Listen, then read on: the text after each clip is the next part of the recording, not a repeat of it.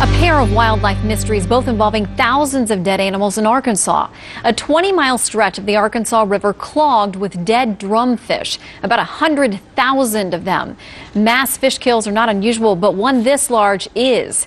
Just over 100 miles away, some 5,000 red-winged blackbirds died and fell on a small Arkansas town. They covered the streets, sidewalks, and people's lawns there.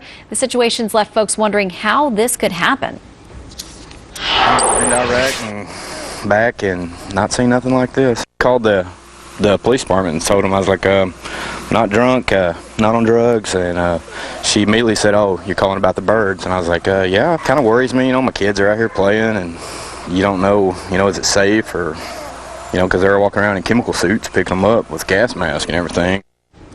So what is going on here? David Goad is Arkansas's Chief of Wildlife Management. He joins us and hopefully we can get some answers. Thanks for your time, sir. Thank you. Thanks for letting me be here. All right, so let's talk about this. First of all, the fish kill. 100,000 fish in a 20-mile stretch. Any clues what's happening there in the Arkansas River? Well, I'm not a fisheries biologist, but I have spoke to Mark Oliver, our Chief of Fisheries, this morning, and he seems to think it's probably a concentrated disease or something like either bacterial or viral infection. There's a lab down at the University of Arkansas at Pine Bluff, and they'll be doing some cultures, and within a few days we'll know exactly what's going on, I think. When something like that happens in the river, is there a danger to people who may have that as a water source down the line, or is it simply if you would eat those fish, what would be the risk to humans? Well, if it was a water source, there would be more species than just the drum, I think, that were dying.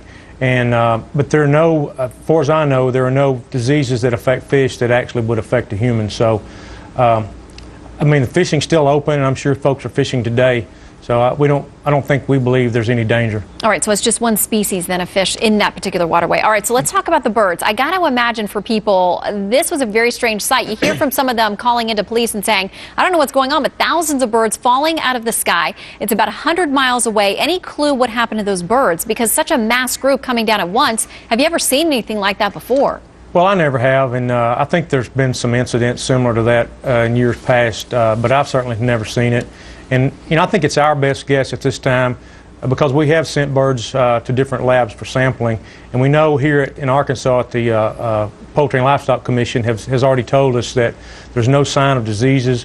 The birds were healthy, but it looks like a very traumatic experience where the birds just crashed into the ground, and there's a lot of hemorrhaging inside and broken wings and a lot of bruising in the breast tissue.